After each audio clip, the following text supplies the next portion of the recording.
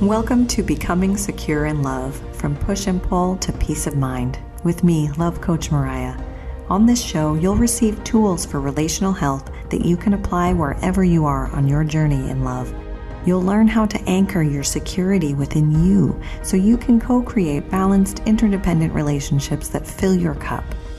Let's get the love flowing. Becoming Secure in Love starts now.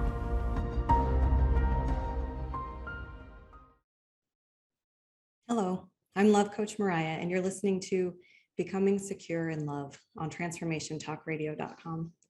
Stick with me for the next hour for a healthy dose of heart-blowing awareness expansion.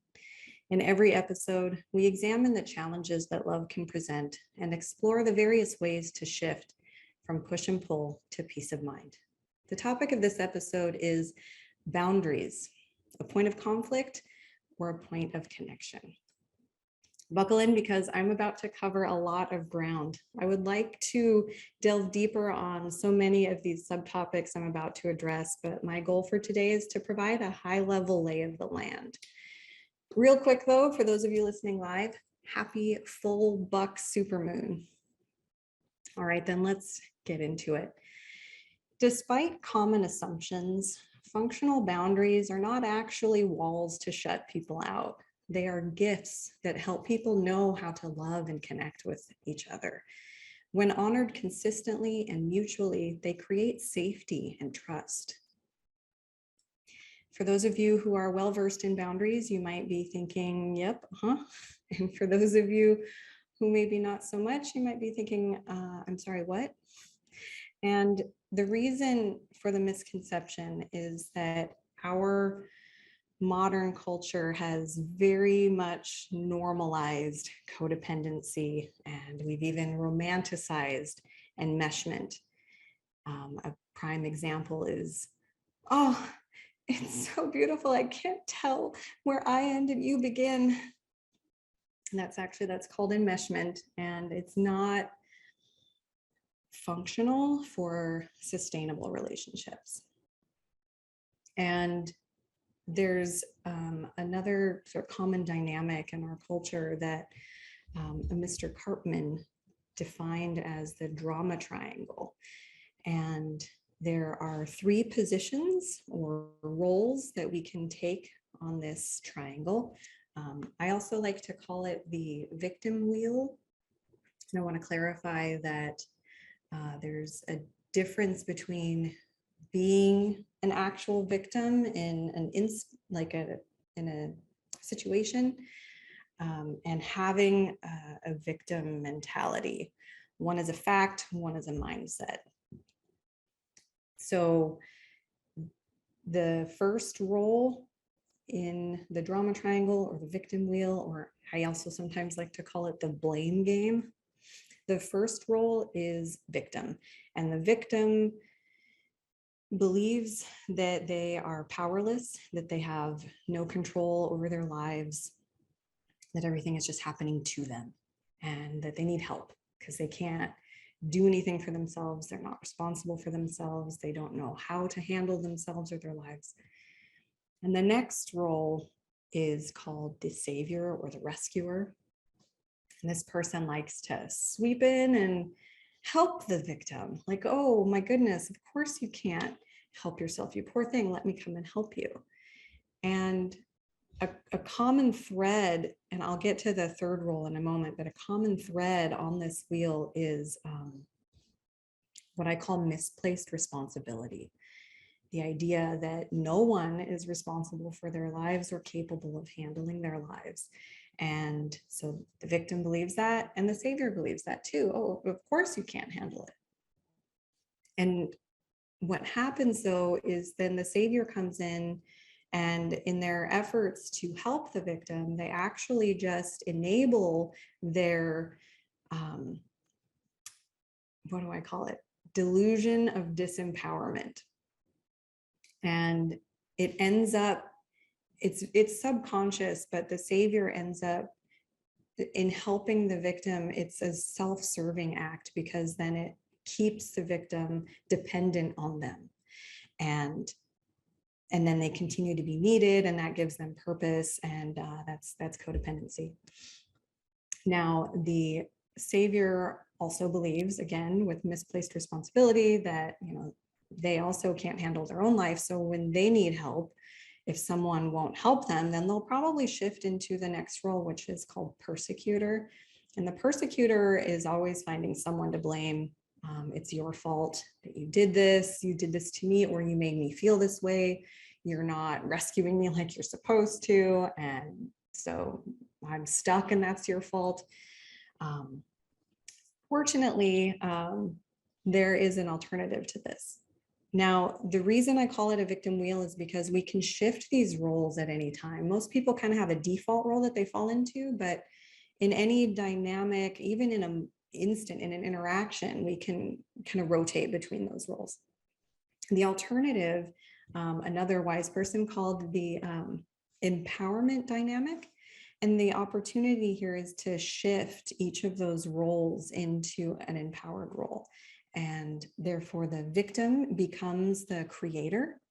Instead of feeling powerless, focusing on problems, and believing I can't, the creator can become a problem solver and believe I can.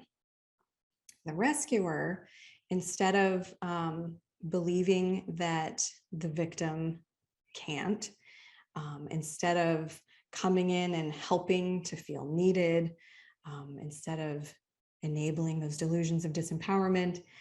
Also, a lot of what the savior is doing is fawning, people pleasing. This role can shift into the role of a coach, believing that the person can.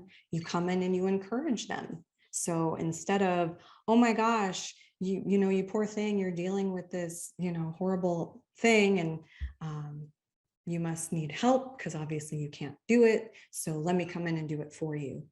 The alternative is, oh my goodness, this is like a terrible situation, but I know that you can handle it. So what are you going to do about it? What are you going to do, and how can I support you? A very different approach. Now, for the persecutor, oftentimes the persecutor is motivated by anger, and the notion is you made me feel bad. And in many cases, maybe the person that they're mad at did do something wrong. But what the persecutor can do is shift to the role of challenger. And instead of blaming, they can shift to shared responsibility and say, okay, I see my role in this situation as this. And instead of attacking, they can have some grounded accountability, like holding the other person accountable still. And so it might look like, all right, I see my role in this situation as this, and I see your role in the situation as this, and this is how you impacted me. This is how your behavior or your choices have impacted me. And then instead of responding with criticism, what's wrong with you, or you're a horrible person, they can offer constructive feedback. This is my role. This is how I see your role. This is how it impacted me. And maybe if you choose to, respond this way in the future, like it might have a different result. So again, the persecutor can become the challenger. But again, in the empowerment dynamic, we're shifting from misplaced responsibility, where no one is responsible for themselves and everybody else is responsible for everybody else. We shift to personal responsibility. I'm responsible for me and my life and my emotional experiences, and you're responsible for you and your life and your emotional experiences, and I'm just here to support you. So you can maybe see how some people have a harder time with boundaries, because from that perspective of enmeshment, boundaries can feel really mean. Like if we're supposed to be one, boundaries individuate. So it's almost violent. And so then we don't want to say no, because like that might hurt your feelings, and I'm responsible for your feelings, so I can't say no. And if you say no to me, like, God, that really hurts, and that's your fault for hurting. Why would you hurt me? And it can be very problematic. So, we think it's mean to say no, but instead what we do is we lie and manipulate. So we say yes when we mean no. So that's being deceitful. And the reason we're doing that is to manage the other person's emotions. And so it's kind of manipulative.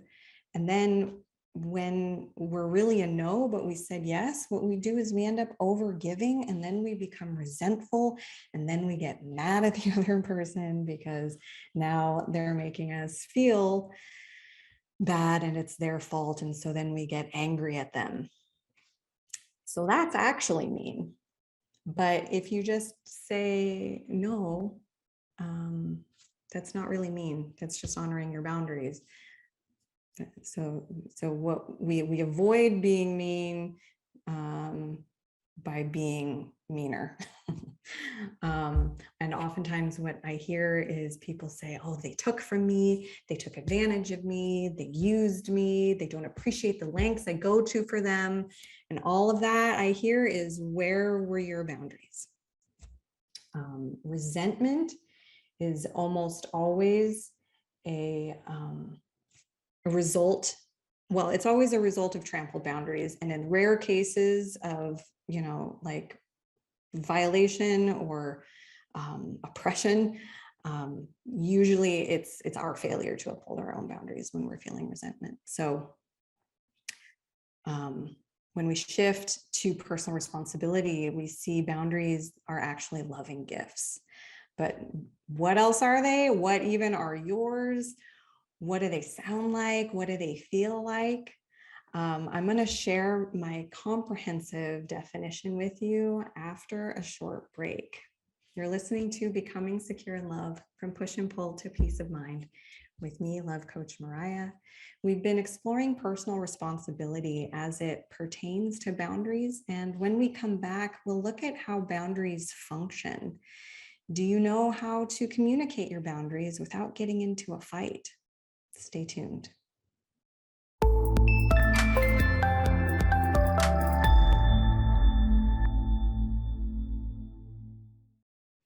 Welcome back to Becoming Secure in Love, from Push and Pull to Peace of Mind, with me, Love Coach Mariya. You can find me at Love Coach Mariya, that's MARIYA.com. And women looking for community around this stuff are welcome to join my free Facebook group called Empowered Compassion. Before the break, we were discussing personal responsibility around boundaries, and we were just about to get into how boundaries function. Do you know how to communicate your boundaries without getting into a fight? Well, let's start with what boundaries are not. Functional boundaries are not weapons of disconnection. They're not barriers to connection. They're not preferences. They're not demands. They're not even requests. And this is because they're not needs. Needs are important. They're very valid, important things, and they're different. Boundaries don't require anything from anyone. They're essentially your resource limits, and they're your responsibility to manage. So we all have finite resources of time, energy, money, attention. And, we're the only ones that can manage these. We're the only ones that can communicate them to other people. And fawners, people pleasers, saviors, rescuers, all tend to really struggle with limits. We have dysfunctional boundaries that look like flimsy fences. And it's because we want to give, we want to show up for everybody. We take too much responsibility for other people's feelings, and we don't want to hurt their feelings. We don't want to say no. We want to bend over backwards for everybody. And I think another big reason that people tend to have a hard time with limits these days, especially, is because of the notion of abundance and this idea that we're supposed to have an abundance mindset and not a scarcity mindset. And just like the difference between being a victim and having a victim mindset, There's a difference between actual scarcity and a scarcity mindset. A scarcity mindset will limit your possibilities in life, but there is real scarcity in life also. Like time is the best example of a limited resource. We have a finite amount of time. We have 24 hours in every day. So that's a resource that is limited that we have to manage. We also only have so much energy in a day. We only have so much money. You might be able to make all the money in the world, but like right now you have a fixed amount of money in this moment. So the realities of our limits are there. And something that kind of helped me lean into that is, the notion that gold and diamonds are precious because they're limited. And so just because our resources are limited, that makes them precious, and it calls upon us to honor them and, manage them with care. It's also sort of like, the oxygen mask concept. We want to give our love and our resources to those that we love. But if we're under-resourced, we're no good to anybody. So we have to make sure that we're honoring our limits and taking care of ourselves so that we can show up for the people we care about and the things that we care about. And this is why functional boundaries are loving. Now, fighters, people that have the fight response, who also fall into the persecutor's role a lot, they tend to deploy walls. So we've got flimsy fences and spiked walls as dysfunctional boundaries. And I prefer to think of it in terms of functional and dysfunctional, because healthy and unhealthy has kind of negative connotations. And the thing about dysfunctional boundaries is those just, they come from survival mode. They're not necessarily, bad. They're just not quite as functional for a sustainable relationship. So healing and awareness is what can get us out of survival mode and into more functional boundaries. So here's my comprehensive definition. Functional boundaries are the expressed and honored acceptance of our naturally limited and precious resources. They are communicated with ownership so that others may know how to be successful in relationship with us.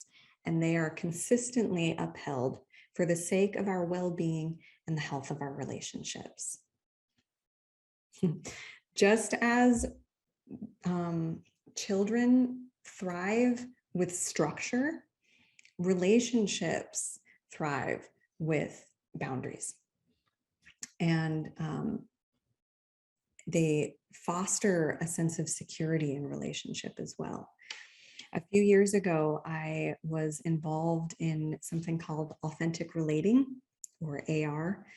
And there's a community here where I live that practices authentic relating.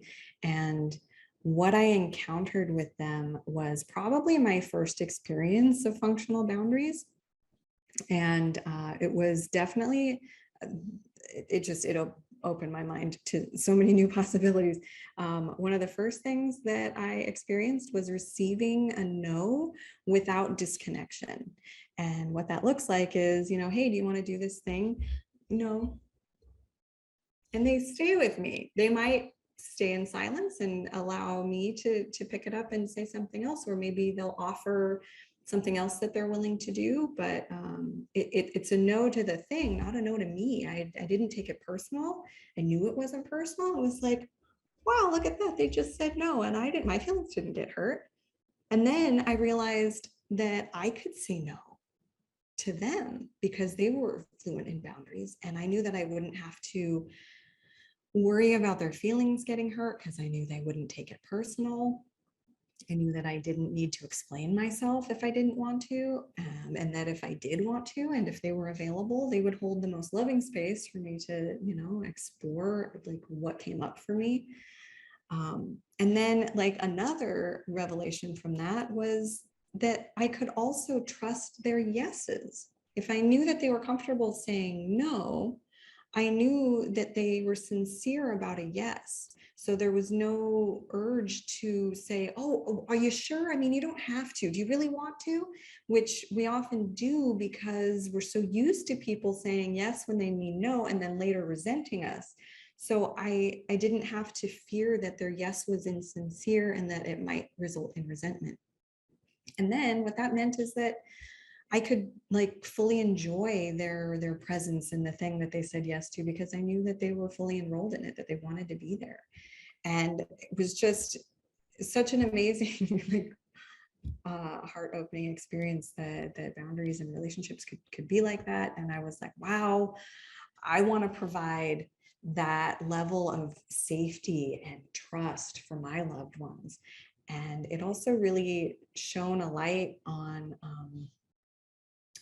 how I wasn't doing that with my current model of basically flimsy fences. So that was very eye-opening, and I hope that opened a few of your eyes as well. So in addition to boundaries sounding like a simple no, or maybe even a no thank you, or even maybe a I'm sorry, I can't do that. A more complex version of a boundary is a little formula that I have. When X happens, I feel Y. And so to care for myself, I will do Z. For example, when I receive harsh criticism, I feel shame. And so to care for myself, I will remove myself from the situation. And so what I'm doing there is explaining how, and I'm owning it. I'm saying, this is what happens for me. This is how I respond, how I react. Like what happens inside me when I encounter this thing. And I'm also explaining the consequences, not just in my reaction, but what I will do to follow through and to care for myself. And now that consistently upheld, that is the next piece. So what that means is if I say I'm going to remove myself from a situation where I'm receiving harsh criticism, part of loving myself and part of creating that trust and safety through consistency is following through on what I say I'm going to do in certain situations to honor my boundaries. And that can be really difficult. But I'm going to get into that more. I did want to share a quick story about my mom and my sister. So my sister has been taking care of my mom lately, and she was taking her on some doctor visits. And my sister has other priorities in her life too, other things that she cares about. And the errands ended up taking longer than planned, quite a bit longer. And my mom was preparing for a surgery involving her digestive tract. And so after everything was said and done, she asked my sister if they could stop and get French fries. My sister was exasperated. She was way behind schedule, really just wanted to get home and back to her farm and the other priorities. And she said no, but then my mom really wanted the French fries because she's not going to be able to eat solid food for a while. And so my sister caved. And when she was relaying to me that story, I told her that, you know, you often get really resentful because you're not honoring your boundaries. And my sister thought, you know, she found it interesting because she considers herself very reliable. When she says she's going to do something, she does it. She believes her word is bond. And I said, yes, on the big things, that's true, but there's a million little things every day that you let slide. And she said, well, if I had said no and stuck to my no, we still would have had a fight. And I said, yes, it's true. But what you would have gained is, you know, every time you uphold a boundary, you lay a brick in the foundation of the relationship that creates trust. And that was like a really eye-opening thing for her. And that's when she was like, wow, I considered myself so trustworthy and consistent, but I realized that I'm not sticking to my word every time I cave on a boundary. And explaining to her how it actually creates a foundation for love and trust and safety and consistency is a much more loving thing to do. So really, boundaries are how we meet our needs for self-care and contribute to the well-being of the relationship. So I'm going to dive into self-care after a short break. You're listening to Becoming Secure in Love, From Push and Pull to Peace of Mind with me, Love Coach Mariya. And we've been learning about how boundaries function. And when we come back, we'll discuss how they support self-care. Is your self-care more treat yourself or more reparent yourself? Stay tuned.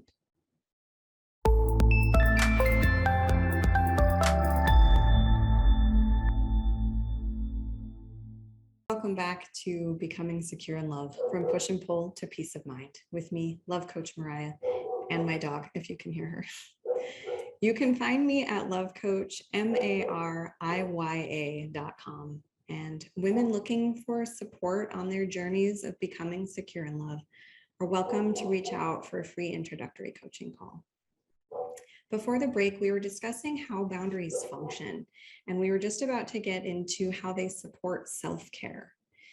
Is your self-care more treat yourself or more reparent yourself? So there's sort of two kinds of self-care. One of them I call compensatory, and one of them can be considered nourishing. Compensatory self-care is when you live in a perpetual state of boundary violation, and then you compensate for it with chocolate cake.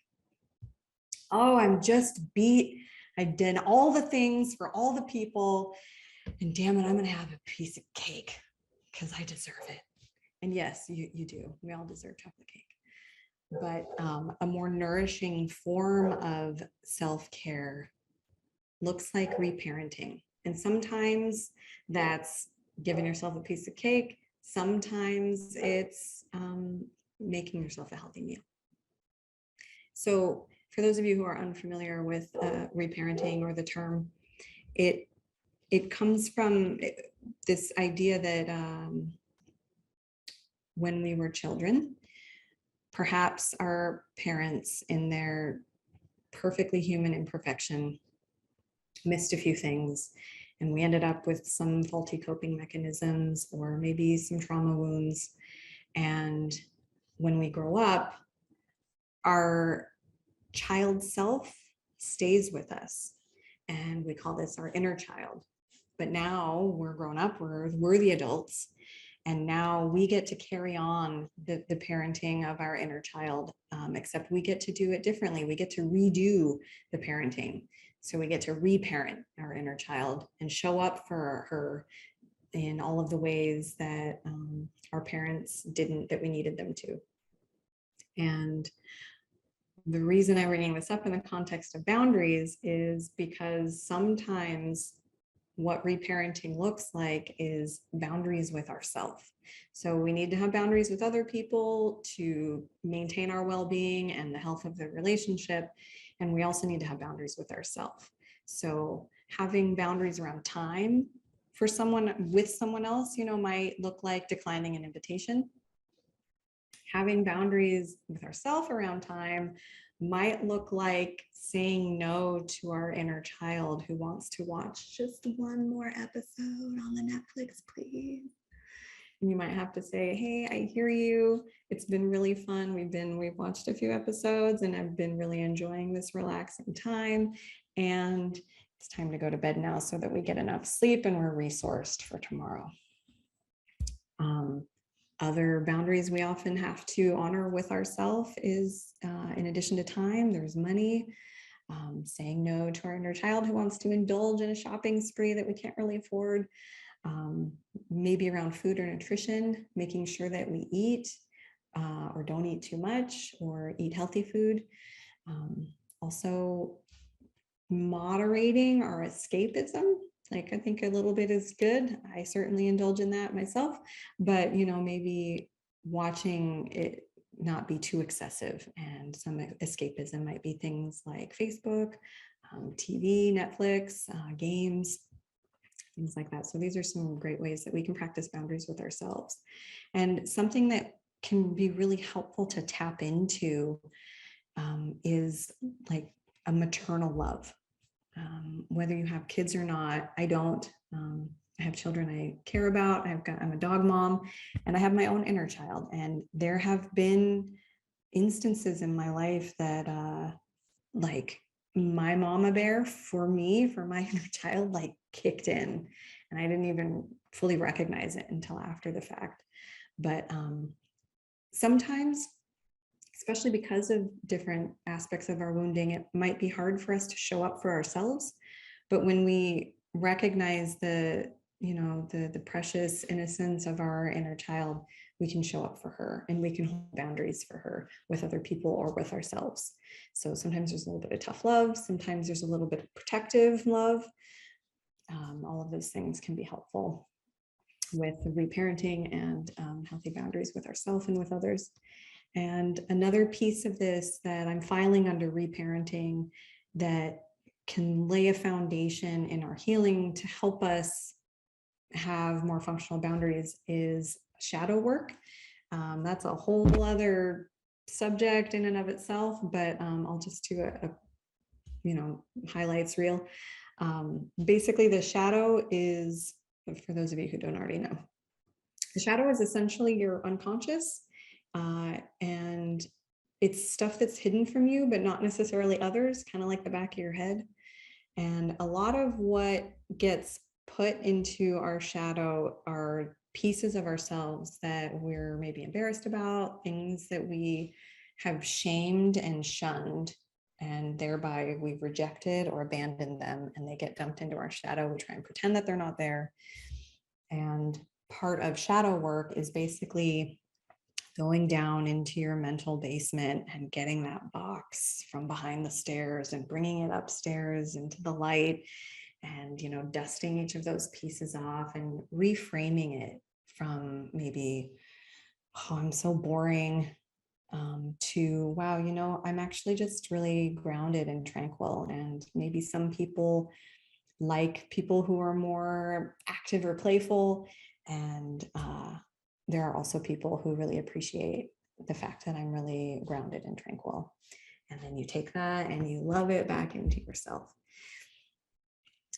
This type of work helps rebuild our self-love and our sense of self-worth. And it's also kind of related to reparenting, because it, like, tapping into that maternal love again, or that parental love, can really help us reframe those shards of ourselves that we rejected. So, pardon me. With the strengthened sense of self-worth, we're we have a little bit more inner strength to say no when it's hard, when we're afraid of being rejected by someone else. We know that we have accepted ourselves. Now, sort of last piece here is embodiment. And it's a tool that is necessary really for all healing and inner work. And again, for those who don't know, embodiment is shifting your awareness from your mind down into your body. If you're brand new to that concept, you might have no idea what I'm talking about. But if you can pay attention to where your bum meets your seat, or maybe where your feet meet the floor, and see if there's any like tingling there, or if you can feel the pressure there, you just did it. You just put your awareness in your body. So that's kind of like the basic of it. But an embodiment practice helps us reconnect with our bodies. The more time that we spend in our bodies, the more we strengthen that connection. In today's culture, like, we're really disconnected from our bodies, and it's pretty detrimental. But fortunately, we can have an embodiment practice and reconnect with our body. And for another angle on embodiment and the reason that it can be beneficial, it helps us feel into our limits, because it's our limits are there, but they're kind of hard to put your finger on, and yet they're not purely mental abstractions. Your body can feel them though. And for another angle on embodiment, if you consider emotions as a combination of thoughts in your mind and the feelings in your body, then we can say like the emotion of sadness is often accompanied with like some heaviness in your heart, or maybe like a tightness in your solar plexus. Whereas for me, the feeling of love or joy sort of feels like champagne in my veins. So those are feelings, and emotions are often, this combination, and they're usually fed by like a story in our mind. And we have these thoughts, and our brain literally dumps chemicals into our body. And then we have this physical reaction. And what we can do with an embodiment practice is learn to like be with the feelings. If we let go of the story in our mind and be in our body with the feeling itself, maybe your body wants to just sob. Do it. Cry. You'll cry if you're letting go of this. If you're not attached to the story and you're just with your body, you'll sob for like 60, maybe 30 to 90 seconds, and it'll flush out of your system. It's amazing. But learning to be with discomfort is also really helpful because it helps us brave the fear of rejection. We fear saying no because we're afraid of rejection. And having an internally rooted security that comes through all of those things with reparenting helps us, shift our validation of our worth from an external source to within. It can be really helpful to have an idea validated by a peer, but your self-worth needs to be validated by yourself.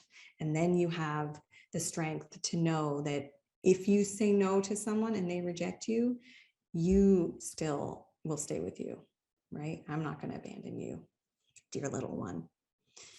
So that's what all of that can do, and how we can utilize our boundaries to support our self-care, and how we can use reparenting to make self-care more functional.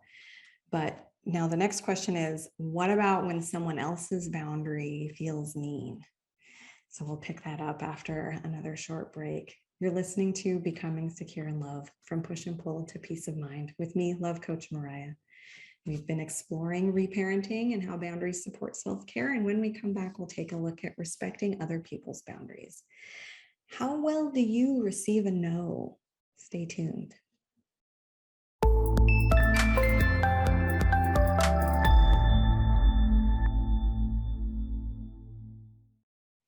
Welcome back to Becoming Secure in Love, From Push and Pull to Peace of Mind, with me, Love Coach Mariya.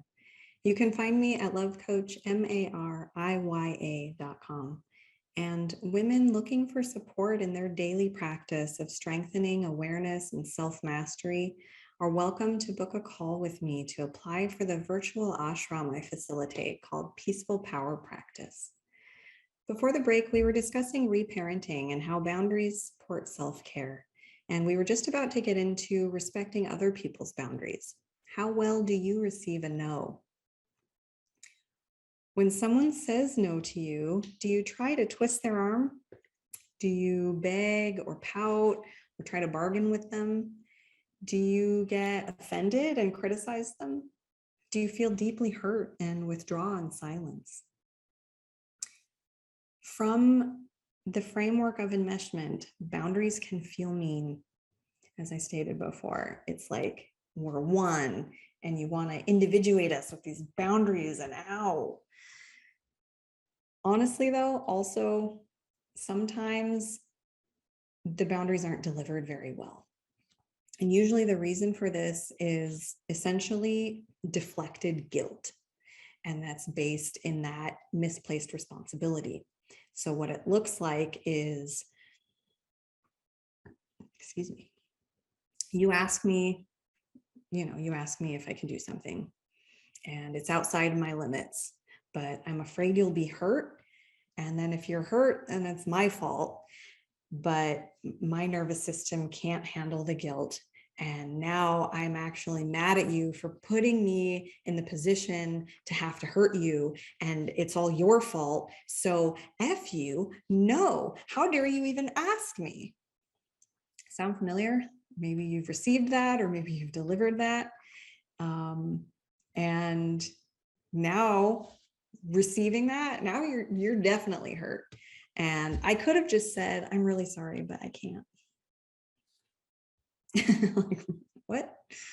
Can it be that easy? Yes, it can. But again, when we're wired for enmeshment, these types of silly, irrational, like logic, and it'll happen in a split second too. Like most of that little sequence that I just spelled out, like that's not usually conscious. It goes from the request to the deflection. And unfortunately, what that does is like perpetuates the idea that it's not safe to say no, because someone will get mad and it'll turn into a conflict. And it just, that victim wheel, another reason I call it the victim wheel is it's very much like a merry-go-round. It's like hard to get off of. Again, you just got to shift to personal responsibility. Now, even with like a grounded delivery from enmeshment, we can still sometimes blame the other person for our hurt. But again, from personal responsibility, we can shift. When we feel the hurt, it's like, I mean, it can be painful to hear a no. If there's something that you want, and especially if you have to get kind of vulnerable to ask for it, and the other person isn't available, even if they deliver their no with the kindest empathy, like you can still end up feeling, disappointed.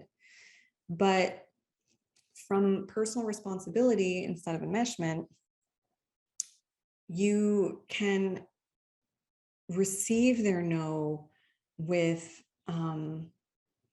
like a framework of mutual respect. And when you have that awareness of boundaries as self-care and relational care, then we can actually receive the boundary with appreciation.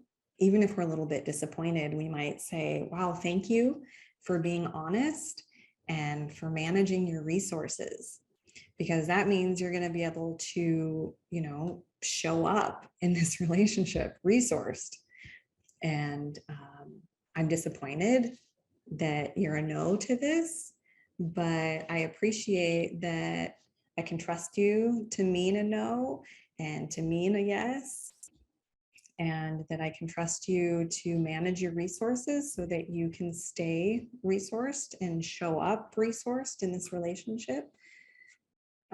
It's an entirely different lens on receiving the no. Another sort of philosophy I have, like a perspective I have, is that boundaries are for behaviors, not people. And this can help us feel less rejected when we receive a no. It's not about us. It's the request or the behavior. And really it's about them and their limits. And it can also help us stay connected in delivery, in delivering a no or a boundary. And, we can say, no, I'm not available for that, but I am available for this. And, maybe someone says, I know you've got a lot going on right now, but I need to move and I didn't plan ahead and I don't have anybody to help me. Can you please help me move? And you might really not be resourced to do that. And you can say something like, I'm not available to help you move, like right now, today, at this last minute that you're asking me. But what I can do is help you find some other resources. I know somebody with a truck. I have some friends that we're planning on going to a CrossFit gym today. Maybe I could convince them to help you move instead. You can kind of come up with some alternative strategies for still being supportive and helpful, but without overextending or overgiving and then resenting and going down that path. So I like to say that love is unconditional, but relationships are not. And that's what boundaries are for. My sort of motto, mission in life these days is what I call empowered compassion. And boundaries are pretty much synonymous with empowered compassion. And also in that sort of umbrella is, empathy, mutual well-being, things that are beneficial to both of us simultaneously, synergy, non-judgment is really a huge factor in empowered compassion, and personal responsibility, things like that. So as our time together wraps up, I do want to thank you for sharing this time with me. And before I go into my sign off, I do want to invite you to consider this question in the moment or as you go about your daily life. What is one way you could empower your compassion? Every day, any moment, however you can, wherever you can find a way to respect and appreciate the compassion that you have and turn it all the way up. See how being honest about your boundaries is compassionate to both you and your counterpart. Well, as a reminder, I can be found at Love Coach Mariya, spelled Mariya.com. I lead a free online community for women navigating the challenges of insecure relationships in the Facebook group Empowered Compassion. I also facilitate a virtual ashram for women working diligently to build the foundations of an authentically aligned life and a balanced interdependent relationship. That's called Peaceful Power Practice, and you can ask me about enrollment.